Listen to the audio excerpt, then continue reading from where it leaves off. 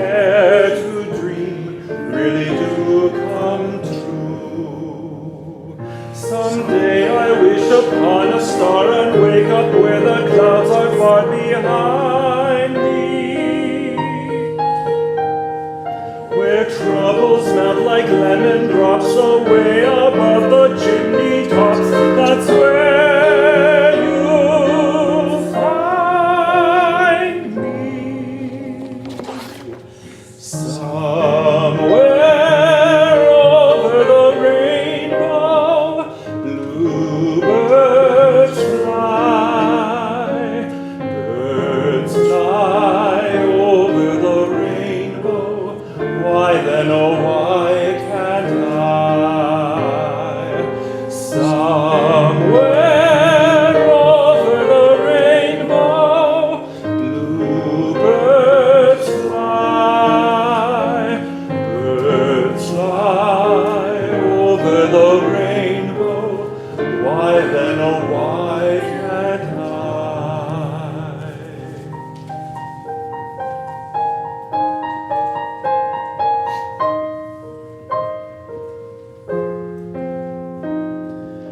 If happy little bluebirds fly beyond the rainbow, why, oh, why can't I?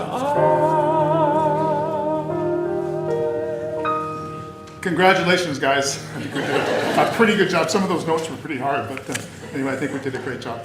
Bob?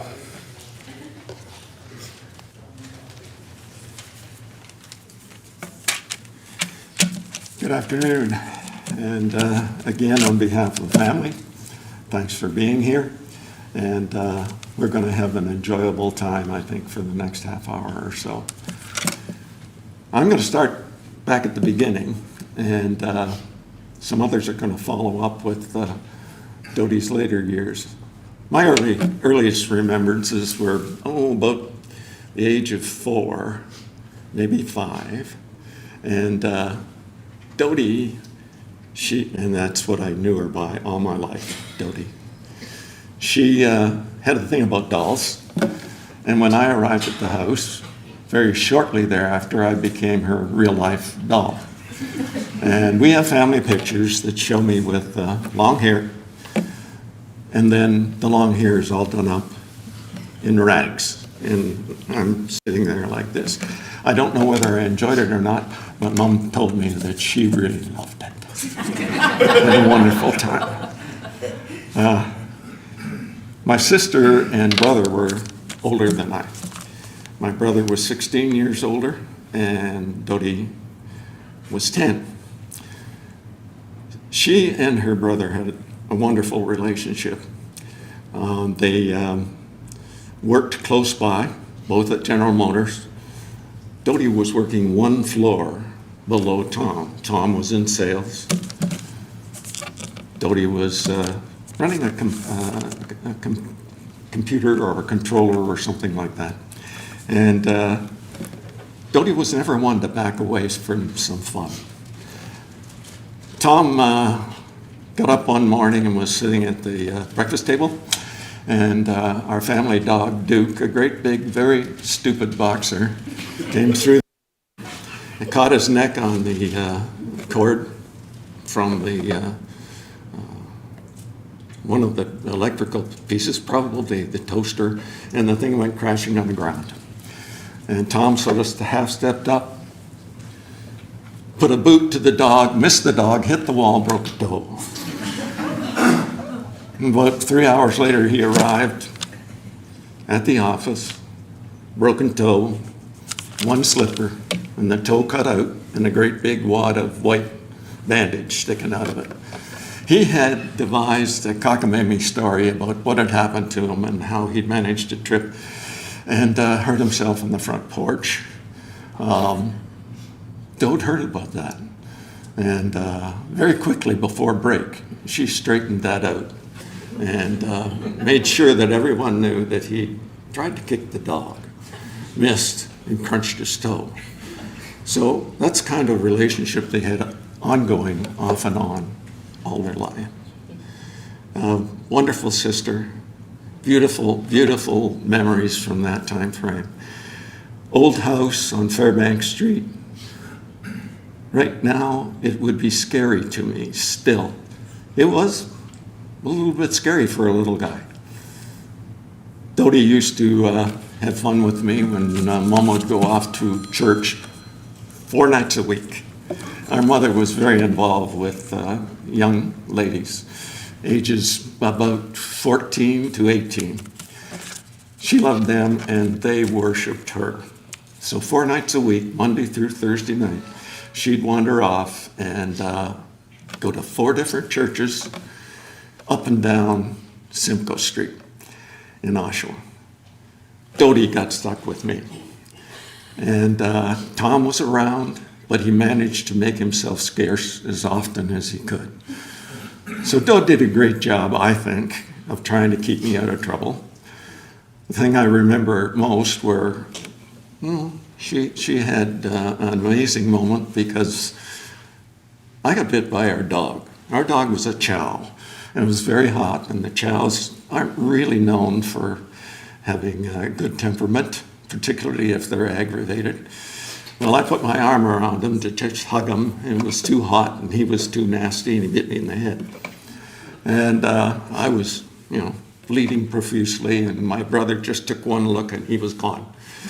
My sister looked at it and, oh my God, the folks are away. They were up in Toronto at the exhibition. So she managed to find Tom. They borrowed a car, because they didn't have a car at that point, took me to the hospital. And I can remember coming out from that hospital. I think it was Dr. Marousis that looked after me. Maybe some of you would remember that name. But I came out there with a big bandage on my head, and Dodie sort of helping me along. And there was Tom sitting on the step front door, being sick as a dog. He just couldn't handle the blood thing. So it was fun times. It was growing times. It was moments when, you really wonder how some of us survive. Dodie had a habit of making herself known and really sticking in the toothpick whenever she had a chance, and particularly with her big brother. Mom and Dad went away for a 2-day stay somewhere, and I didn't know, but I was being babysat supposedly by Dode and Tom. Tom had a very close friend. They wanted to do something that wasn't on the schedule for Dodie. So I think she was about 10 or 11, they got out the big clothes hamper that Mother had in the hall, and they stuffed her in the clothes hamper and put the lid on. And then they went about playing darts in the next room, ignoring totally Dodie's frustration and rage in that hamper. Dode never forgot that, and she told that story very, very often. It's times like that when you go back to those fun experiences and the not so fun experiences where she pulled things together that you truly remember. When we moved to the big house, and I call it a big house because it was really, I was a young guy, probably 11 years old. It seemed like a huge place compared to the little spot at 37 Fairbanks Street. Dodie, was very good about looking after me, babysitting in the evening. Dad managed to get the place built, but he had the old place sold before the new place was done. So we had to move in. And we didn't have any banister on the winding stairs that went up to the second level. Started to thunder that night. It started to pour rain. It was thoroughly miserable. I was upstairs in bed. Dodie was in her bedroom, and she hated thunderstorms. She's out of bed, and she's in the hall screaming at me. What are we going to do? I said, go back to bed. Everything be fine. No, come on out here. So I went out on into the foyer area, looking down through the stairs. We'd left the light on down below so you could see a little bit of what was going on upstairs. And there she was, crawling across the floor, trying to get to my room so that we could, bear it with each other and enjoy the evening somehow or other. So, little experiences like that, lots of fun, good times. And she and Mother had a very close relationship with Mom's activities with the CGIT. Maybe you've heard that term before, Canadian Girls in Training. Well, she and Mom were very involved with that. Mother went, as I said, to 4 different churches during the week. Dodie helped out regularly on that. And when Dode wasn't available, I got to go to CGIT regularly. I grew up with knowing a whole bunch of teenage gals who would babysit regularly. And my mom went to summer Camp Pretoria. I understand it's been renamed now. It's just outside of Columbus. When she went there, I got to go too. And that was some kind of great experience because I spent my whole day out running around the creek making dams and catching frogs and all those good things, while the gals were going through all the rituals that you do at an organized camp. So it was a time when I was loose, free, able to have fun, enjoy myself, and then I'd come in for dinner or lunch, and the girls would look at me and say, "You're getting away with murder here, boy." So it was a growing up time that I loved. I loved Dorothy dearly and will all my days. She taught me so much. She loved me so much. And that's something that I can't ever forget. What a sister. What a lucky guy.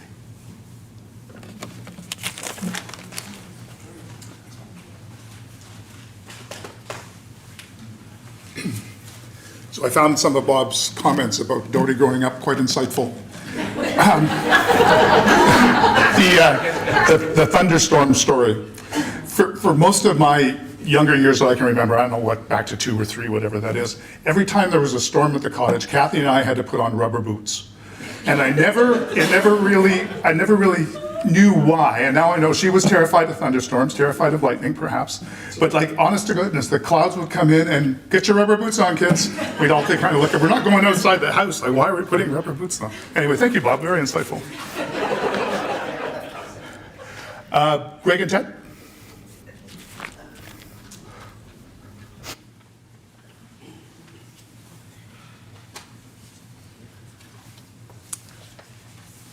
Thanks, Ted. Good afternoon, everybody. I'm Ted. This is Greg. We are from Arthur in some way, shape, or form. And we'll let you guys figure out who's the older and better looking. But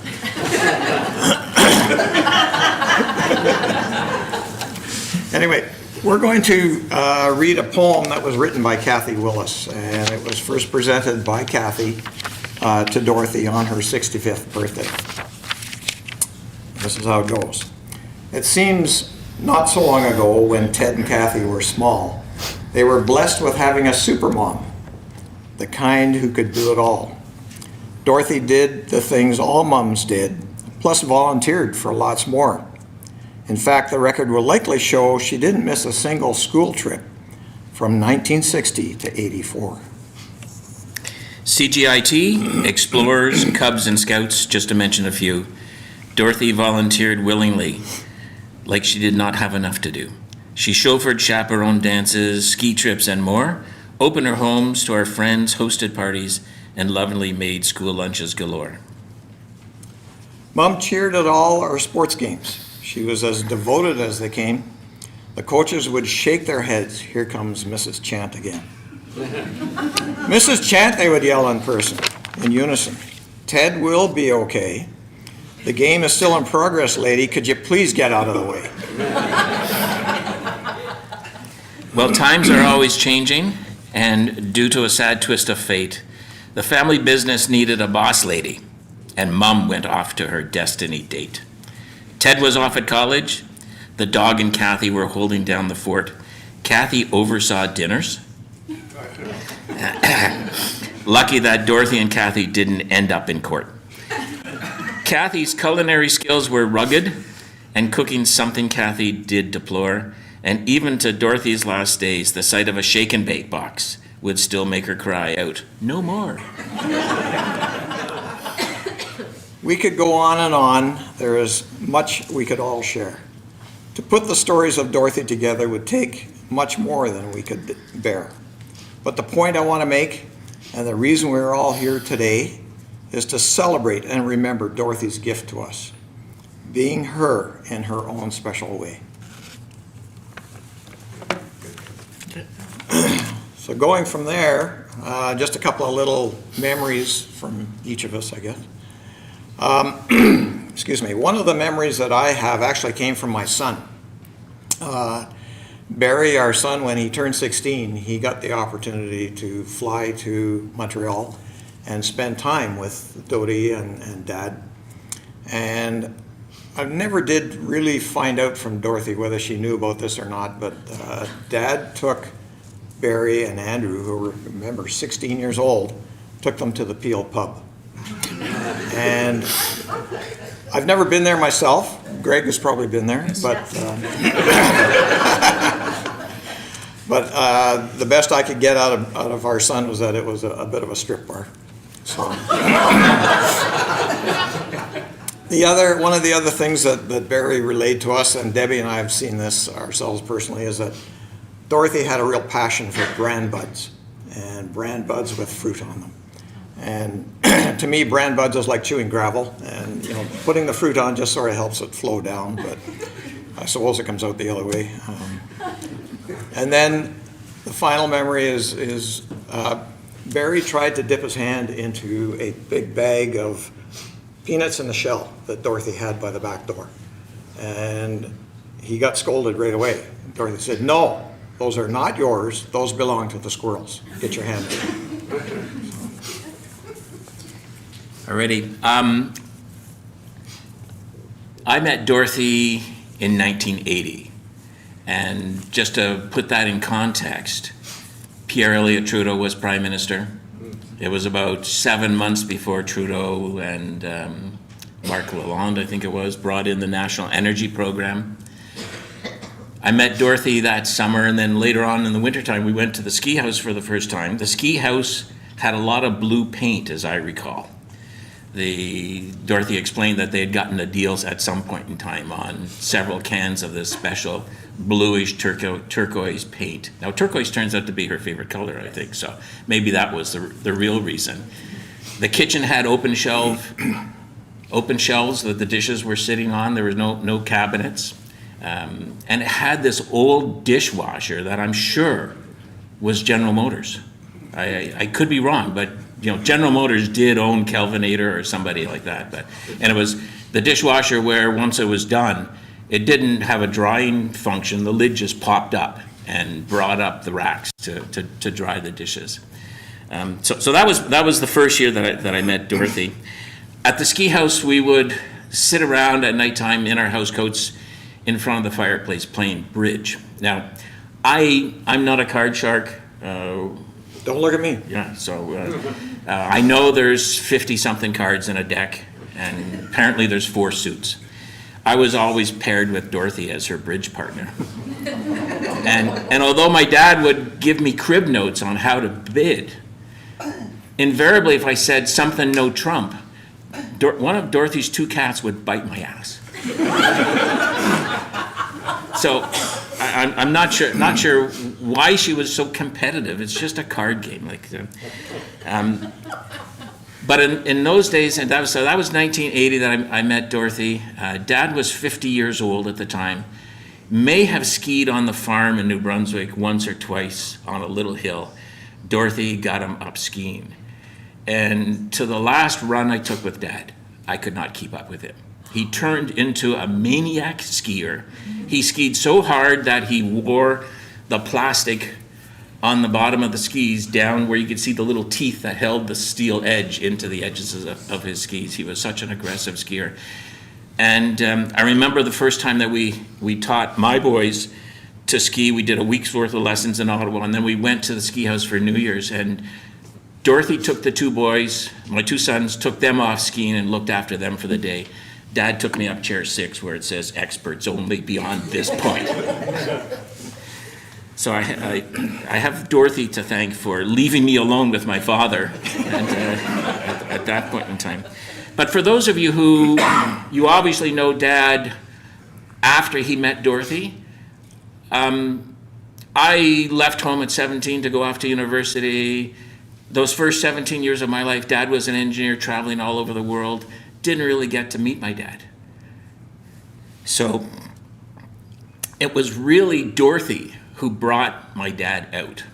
And he became a different person than what we may have known him before he had met Dorothy. Dorothy was very competitive, but she could also be very straightforward in terms of telling you what to do. Bob, you mentioned, she said, "What are we going to do?" Well, I remember being at the house in Sarasota, and she says, "Okay, what are we doing tomorrow?" I said, "I'm on vacation." I don't know. And we'll see what the weather is when we wake up. We may go to the beach. Well, we got to know. I said, no, we don't. Bridge, she was a little bit aggressive. On the golf course, she held back nothing. And I still have this scorecard from Laurel Oaks, signed, where is it? Can you read that date? It's April, I don't have my glasses. April 28th, 07. 02, Dad was dead. 02? Dad was dead by then. Okay, sorry. It's pencils. So if you look at this on the 7th hole, Greg shot an 8. And what I remember about that hole, the East Course, if you've ever played Laurel Oaks, it's a dog's leg to the left and it's got this monster lake all the way up the side. I'm teed up to take my tee shot. Dorothy isn't even on this card because she would just go around on a cart. Not to play golf, but just to...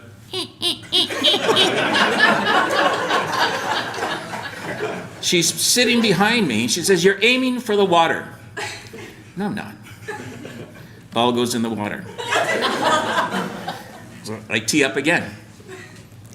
"You're still aiming for the water." No, I'm not. Second ball in the water. And that's how I ended up with an 8 on a par 4. But if you look at the final score, and this is why I kept this card, I shot a 93, which for me was spectacular, because I never broke 100, and I beat my dad. And this was the last time I played with him. So,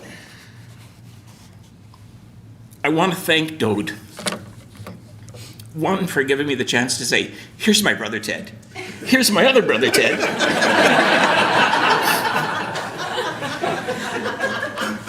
But I also want to give her the thanks for allowing me to meet my dad, which I hadn't before. So, cheers.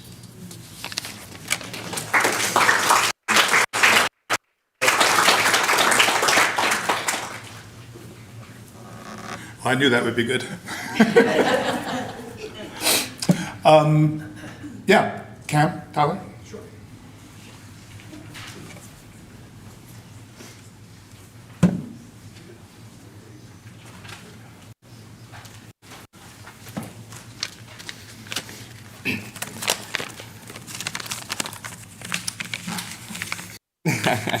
Oh, you can hear me good. Ted told me to test this out, but I didn't come up and test it. All right, so yeah, we are Kathy and Kevin's kids, so 2 of the 4 grandchildren of Nana. Yoo-hoo! Where's the other 2? Scott. Oh, hey, man. Good. Got to tap you in. Just... Anyways, we got 10 fun facts about Nana Doty. Number 1, tea, Eggos, toast and cream cheese, fruit, boiled hot, daily food. Anything else, a trip to the restaurant, or of sorts, or supper at the neighbors. So, we had a lot of suppers at the neighbors in Montreal. There was a time in Nana's life when left turns on red was 100% legal, and not even the law could argue that. Also a time we probably should have taken her. And since we are on the driving portion, I will skip forward to fact number 6. Nana once made it from Montreal to Toronto in a record time that even shocked the Chant family.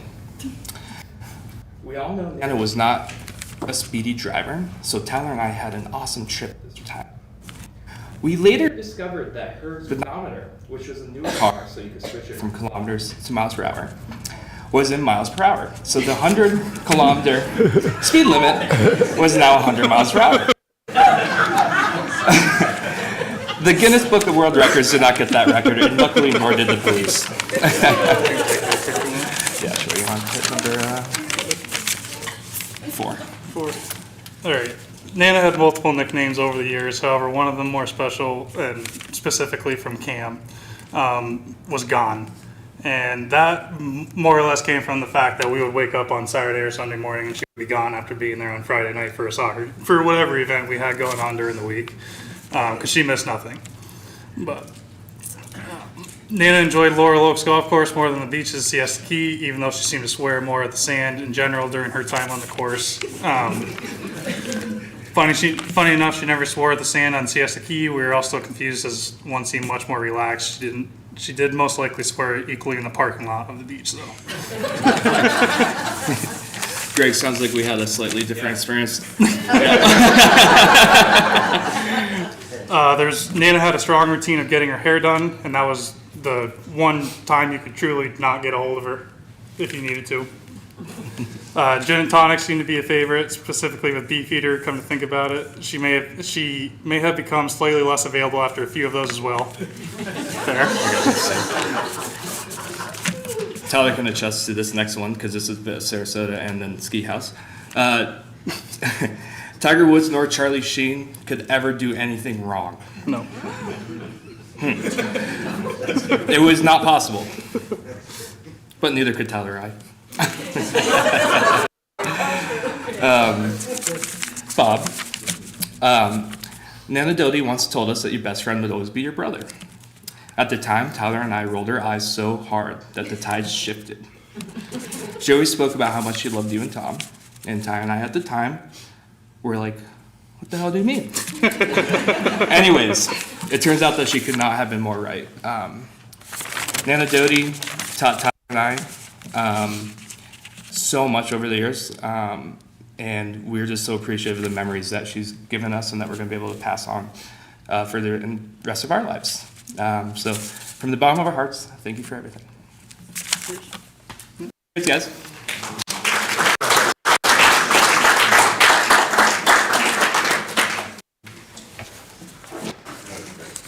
Another insightful piece. You know, earlier the poem that Greg and Ted wrote, kind of read, yes. Well, it was adopted. Okay, so that they read brought my sister into the room, and that was pretty cool. I wasn't sure how I was going to handle that, but that went pretty well. So thanks, guys. That twist of fate that she talked about in that poem. That, of course, was the passing of Dorothy's husband, Bill, my father, in 1974. At the time of his death, he owned a small, I keep saying small, it really wasn't that small, very successful general contracting firm in Montreal. And the company had survived its early startup years, I guess 52 to 58, something like that. And over the 20 years leading into 1974, it had become a very successful enterprise. And it really, in terms of mom and dad's lifestyle, it had really started to take off. They had put 20 years was tough. I mean, I can remember the garage full of signs. I can remember all sorts of crap lying around the yard and stuff. It was a tough time, but when he was just in the early 70s there, it really started to take off, and they started to have leisure time. They started to have a few bucks. In 1967, we bought the ski house down in Lake Placid, and you could kind of see things kind of coming together in retrospect. I didn't realize it at the time. After Bill's death, Dorothy made a pretty big decision to step up and continue the business as president and CEO, something she ultimately continued to do for many years to the mid-1980s. During her tenure leading the company, it tendered work, it built work, had a very successful run. She had a great team of people, and it went really well. But she was in way over her head. She readily admitted that, and she just struggled to survive day to day. But she met every single challenge that came her way.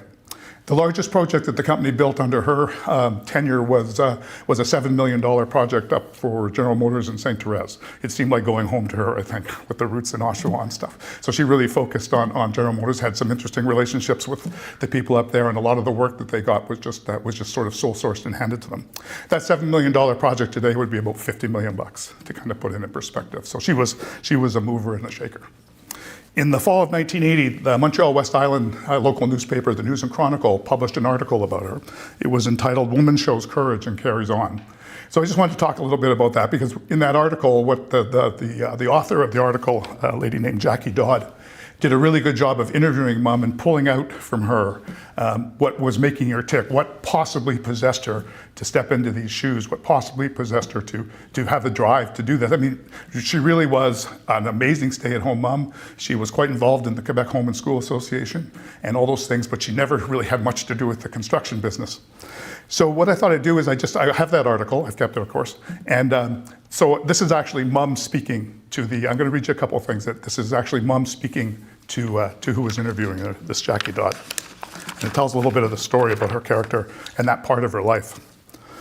When I made the decision, this is Dorothy speaking now, when I made the decision to carry on, I had no practical experience. Bill and I had discussed what would happen should he die before me, and he simply left it up to me to decide what I would do. I was scared to death, but in life, I was scared to death, but in life you either keep up or you get out of the way. And after all the hard work we put into building the business, I did not see how I could simply get out of the way.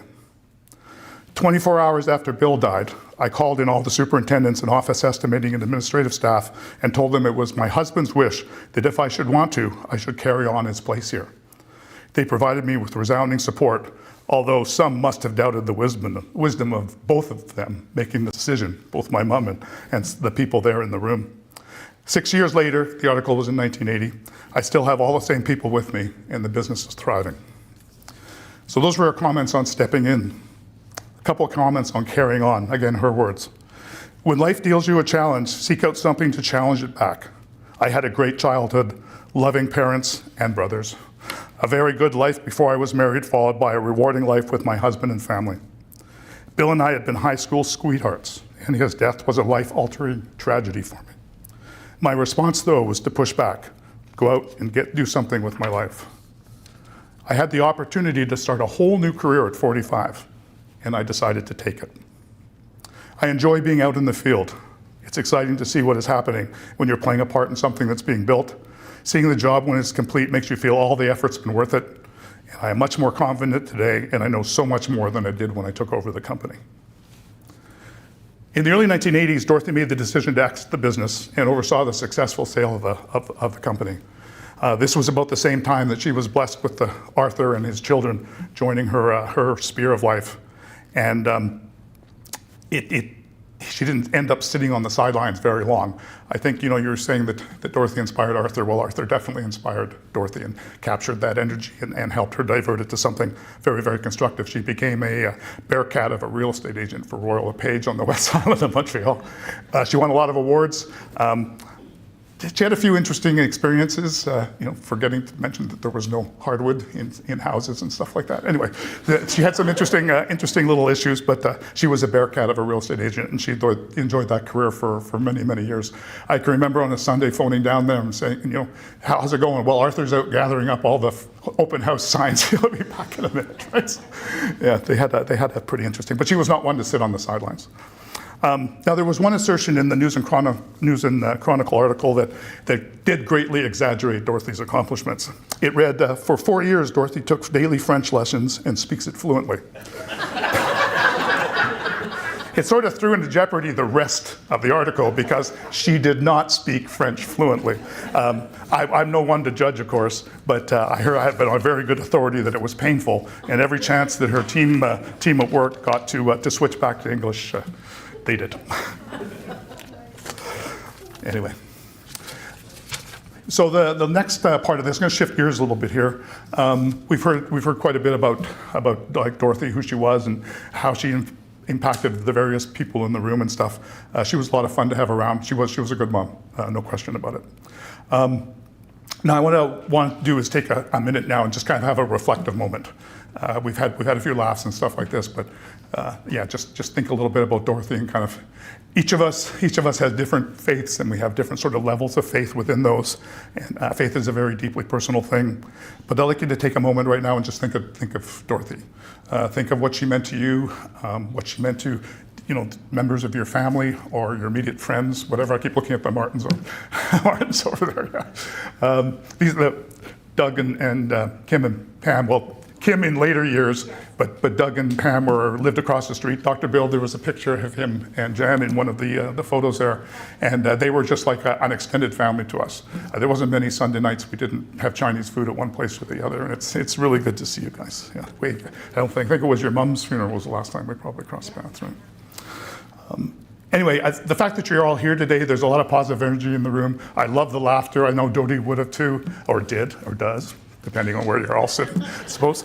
But I'd like to read just a passage that was very dear to me. It meant a lot. This is the first time I've ever read it, and I'm pretty excited about being able to share it with you. Some of you may know it. It's called We Would Ask Now of Death. And again, do your own reflective thing, whatever you want, but you can listen to what I have to say. You should know the secret of death, but how shall you find it unless you seek it in the heart of life? The owl whose night-bound eyes are blind unto the day cannot unveil the mystery of light. If you would indeed behold the spirit of death, open your heart wide, undo the body of life. For life and death are one, even as the river and the sea are one. In the depth of your hopes and desires lies your silent knowledge of the beyond. And like seeds dreaming beneath the snow, your heart dreams of spring. Trust the dreams, for in them is hidden the gate to eternity. For what is it to die but to stand naked in the wind and to melt into the sun? And what is it to cease breathing but to free the breath from its restless tides, that it may rise and expand and seek your God unencumbered? Only when you drink from the river of silence shall you indeed sing. And when you have reached the mountaintop, then you shall begin to climb. And when the earth shall claim your limbs, then you shall truly dance. God bless you, Mom, and thank you for having been and for being you. And that's from the prophet in 1923. Mark, will you lead us in the next song? It's the Lord of the Dance. This is one of my favorites, and I belt it out. Right? It's fun. It's a fun song.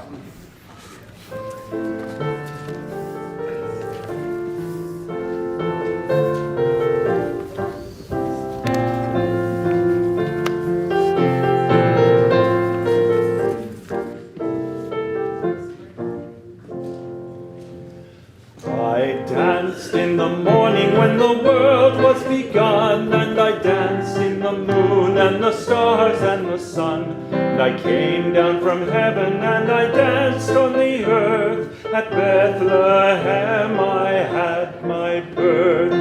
Dance then wherever you may be, I am the Lord of the dance, said he, and I'll lead you all wherever you may be, and I'll lead you all in the dance, said he.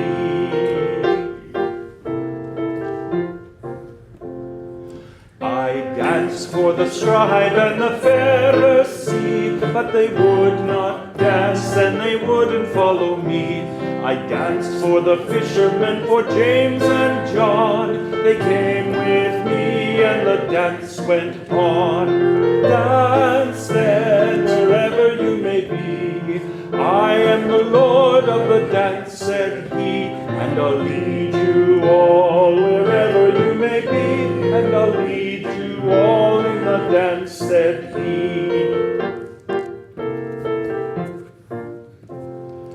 I danced on the Sabbath and I cured the lame. The holy people said it was a shame.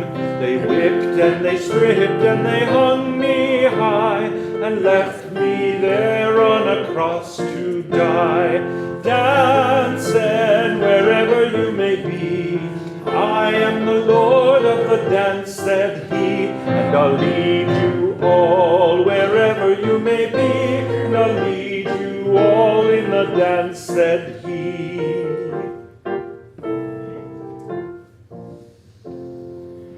I danced on a Friday when the sky turned black. It's hard to dance with a devil on your back. They buried my body and I thought I'd gone, but I am the dance and I still go on. Dance then wherever you may be, I am the Lord of the dance, said he, and I'll lead you all wherever you may be, and I'll lead you all in the dance, said he.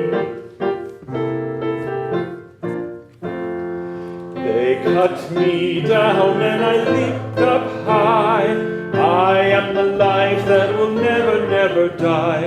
I'll live in you if you live in me. I am the Lord of the dance, said he. Dance then wherever you may be. I am the Lord of the dance, said he. And I'll lead you all wherever you may be. And I'll lead you all in the dance, said he. Thank you, Mark. Dan and Sarah?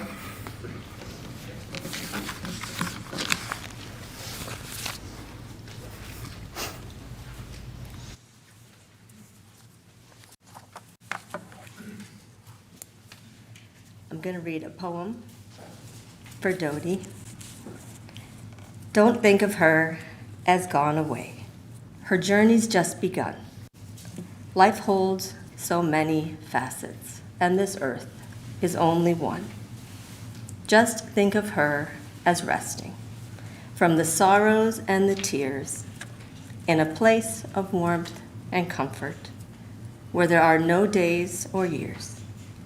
Think how she must be wishing that we could know today how nothing but our sadness can really pass away, and think of her as living in the hearts of those she touched. For nothing loved is ever lost, and she was loved so much.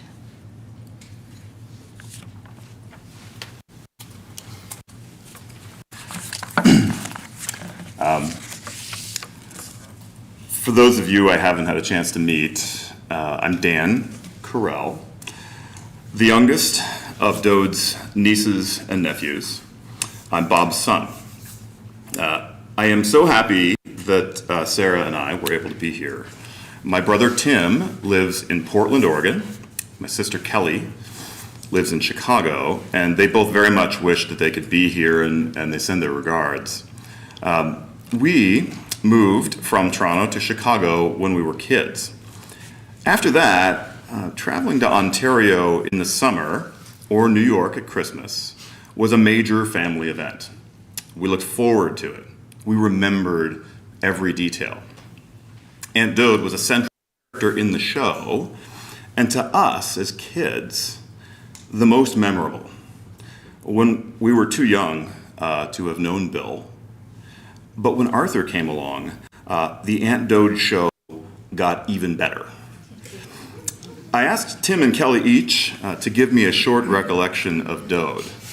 And they each said, of course, but they weren't sure what details, they'd be able to remember. There's an aphorism that even if people forget exactly what you did, they will remember how you made them feel. It turns out that both Tim and Kelly vividly remembered some details, but mostly they remembered how Dode made them feel. I'll start with Tim's. Tim writes, one event that the Southern transplant Carells were able to attend was Dode's wedding to Arthur in the early 80s. The ceremony was lovely, and the reception followed the usual pattern of dinner, speeches, followed by music and dancing, but one moment stood out. Later in the evening, somebody requested Glenn Miller's big band classic, In the Mood. Everyone encircled the dance floor to watch as Dodie took the hand of longtime family friend Wes Hattie, kicked her shoes to the sidelines, and the two of them put on a jitterbug clinic to beat the band. Twists and turns, kicks and twirls, Dodie smiling like a giddy schoolgirl, all the guests watching in awe. The song ended with a flourish and a big round of applause. Dodie's laugh rang throughout the ballroom. That's how I will remember Dode. Smiling, active, and joyful, surrounded by friends and family, and eager to make life her dance partner. That's Tim. He was the oldest and remembers more details than some of the rest of us. Here's what Kelly had to say. As the only daughter in her family, with a much younger brother, Bob, I felt like Dode paid special attention to me. Was it because she was the only person to consistently call me by my full name, Kellyanne? She always did. Or maybe because I was flanked, as she was, by two brothers, one wiser, older, and slightly bossy, the other younger, cute, and mischievous. I recall she always thought Danny was up to no good. Did he remind her that much of Bob? I very, very clearly remember Dode this way. She is belly laughing with a huge smile on her face while also being slightly annoyed by something. Soft white curls are bobbing as she looks around at all of us through her, just soaking in her joy. It felt to us that she wouldn't rather be any place other than where she was, just enjoying that moment in life. My other memories of Dode somehow revolve around food. Large stash of Tab Cola in the ski lodge fridge. Alphabets every time we were there. Who else ate those? Turkeys being eaten by wolves on the back step, or maybe it was the neighbor's dog. Tim confirms it was the neighbor's dog. We honestly don't know. We were like 10. 2-inch Milky Ways packed in our lunches on ski days, and Dodie herself barely eating anything. So Kelly and Tim write these lovely things, and then they each independently assigned me the task of telling the one story everyone in our family knows when it comes to Aunt Dode. In this story, Aunt Dode plays the unlikely role of a saint, showing forbearance, patience, and probably a few other cardinal virtues summoned for the moment. It was the Island Cottage, 1981. While we're there, Dad, Bob, finds out that we have to move from Minnesota to Chicago immediately.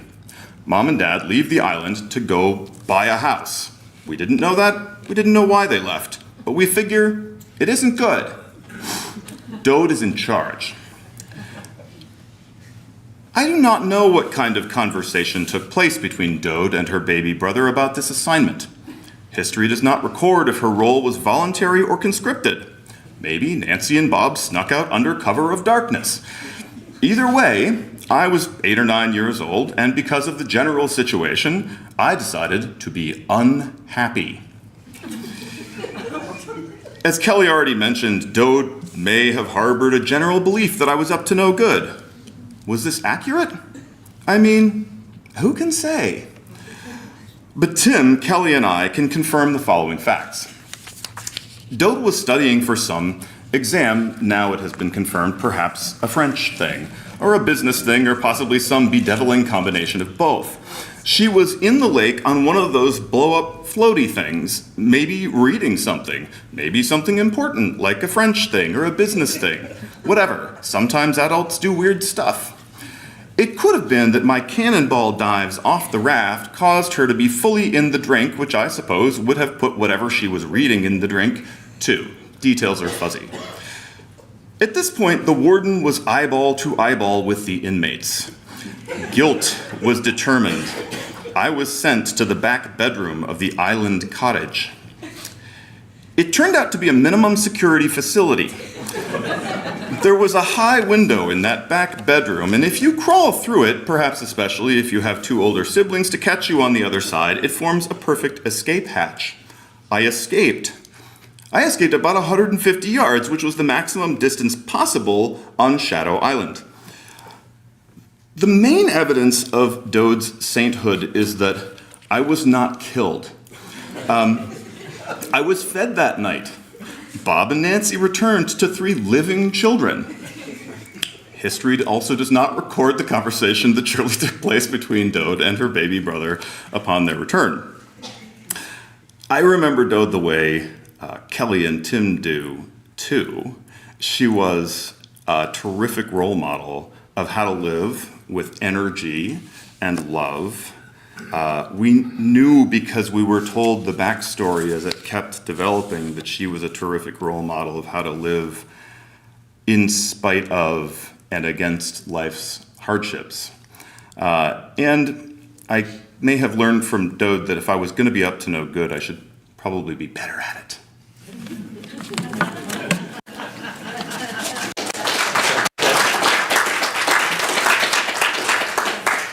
Always entertaining. Thank you, Dan. Thank you, Sarah, too, very much for reading the poem. I guess many of you know the plan now with Dodie is we're going to Montreal on Tuesday. And she's going to be buried between, sort of between and to the back between Arthur and Bill. The long story there, maybe we'll talk about that one over in in the reception area. Because timing-wise, we're right where we thought we'd be, right? We're about twice the allotted time. I knew with the cast of characters where we were headed, so anyway, that's all good. That's all good. Mark, thank you very, very much for helping us today. Much appreciated. Good job. And again, I'd like to invite everybody to step next door and enjoy some conversation and share some more stories. I know there's lots more stories. And I just wanted to end with this one little thought. What we have once enjoyed deeply, we can never lose. And to live in the hearts we leave behind is not to die. Thank you very much. We'll see you next door.